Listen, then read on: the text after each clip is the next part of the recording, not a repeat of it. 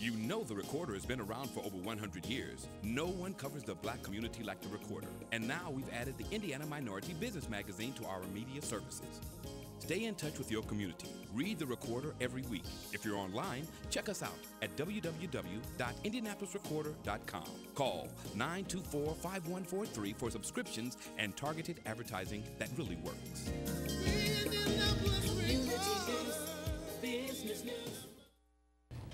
Hello and welcome back to the show. Did you know that your personal image and your personal brand are more important than probably anything you could do? And I have an expert to prove it. Joining me is Sola Adelowo. I got it, okay. And she is the founder and lead consultant of ImageCube LLC.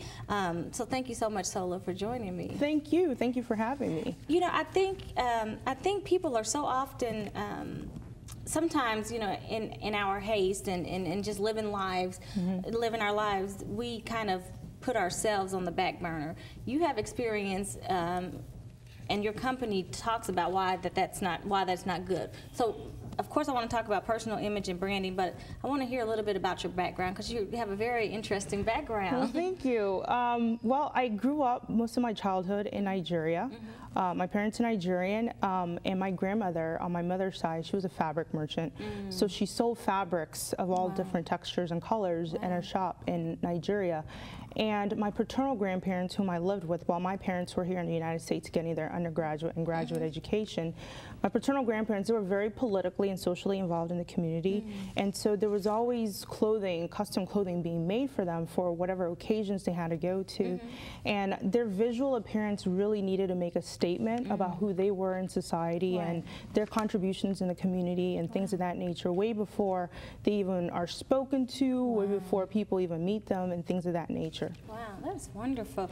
So because of that background and being exposed to that, you developed ImageCube. Yes, I mean, it definitely it's the biggest impact in me deciding to start ImageCube because I grew up very much with a consciousness about your visual appearance being very important in terms of how other people perceive you, in terms of what they perceive about your credibility, your capability, your experience, and things of that nature.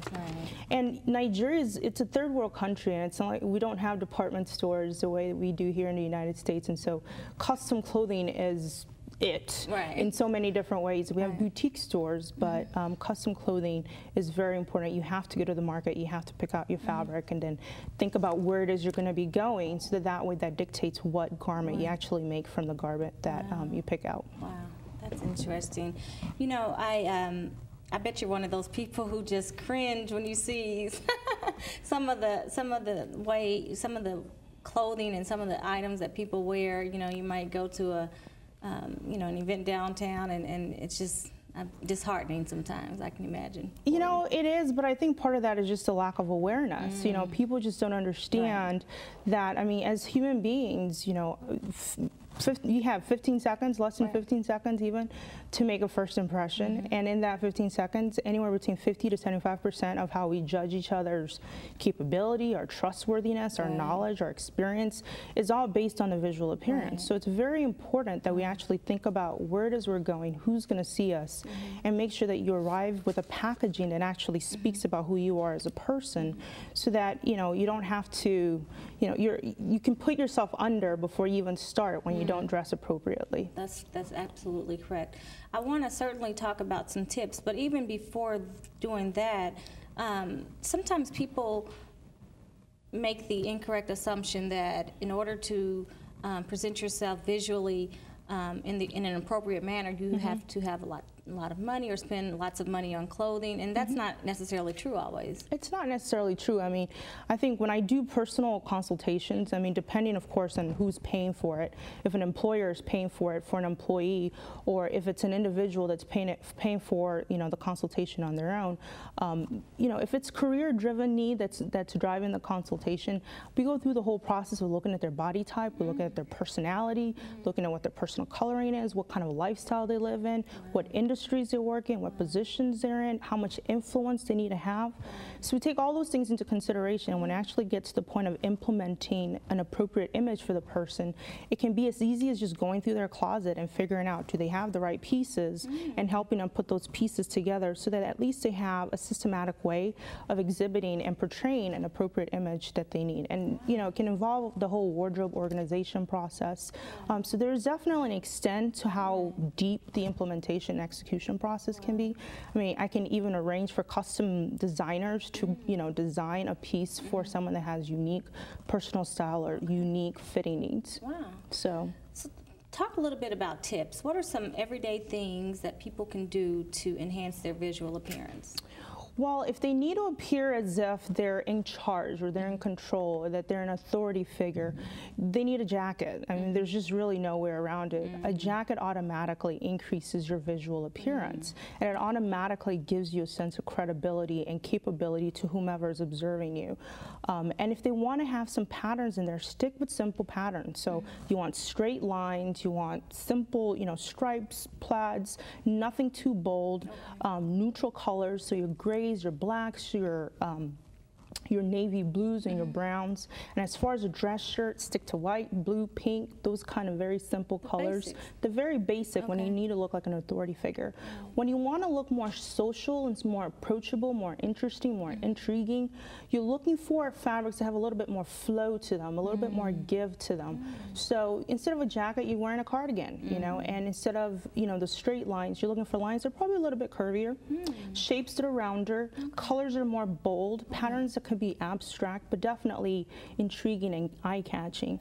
And then another tip that I'd give to your audience would be when you know, as far as patterns and really extending the use of your wardrobe, patterns are critical. They really help you coordinate and move different pieces or use different pieces within your wardrobe. So every color that exists in a pattern, that's an opportunity to add something to that pattern so that you can create what I call clusters of clothing, so that they all go together and you get to, you know, you get the most use out of your wardrobe. And then the last tip that I would give to your audience would be color. I always get questions about, well, what are my colors? Well, your colors are really determined by your eye color, your natural hair color, and then your cheek color. So something along the within the same family? Right, as long as the colors that you see, are they pinks, are they yellows, are they reds, you know, in some cases some blues, those are the colors that are naturally going to look attractive on you. Oh, okay. And they're going to be the most eye-pleasing to the observer. Works for me. Yeah. Brown's my favorite color. Really quickly, we don't have much time, but talk about the importance of, well, we only have 30 seconds, accessories, the importance of accessorizing or not accessorizing or over accessorizing. Well, you don't want to over accessorize. At the end of the day, you want people to listen to you. So whatever you do with accessories, you know, keep them close to your face so that way what they do is they direct attention to where you're speaking. You don't want to have too many accessories all over the place, because what that does is it's distracting to the listener and it's distracting to the observer. So to the extent that they can reinforce the attention center, which is your face, or the communication center, which is your face, then, you know, it's effective use of accessories. And to get your services, how can people contact you and your company? You do personal consultations? I do personal consultations, business? workshops, seminars for large groups and things of that nature. Wonderful. And they can visit my website. Okay. But there is one event coming up on April the 16th, and that's Simon Fashion Now, and it's a collaboration with the Art Institute of Indianapolis as well as Simon Properties, and it's going to be fashion shows, interactive entertainment, makeovers, things of that nature. And the shoppers in the mall can come visit ImageCube, and they get a mini personal consultation, and they can experience the process of getting their body type and things of that stuff assessed. And is that all that information on your website? All that information is on the website about Simon Fashion Now. And the site is? It's www.imagecubellc.com. Wonderful. Well, thank you so much, Sola, for coming on. Thank you. I've learned some things. Thank you so much for having me. No problem. And stay tuned. I'll be right back to close the show. The Indianapolis Recorder. Business news, religious news, entertainment point of view, community news, business news, religious news, entertainment. The Indianapolis Recorder.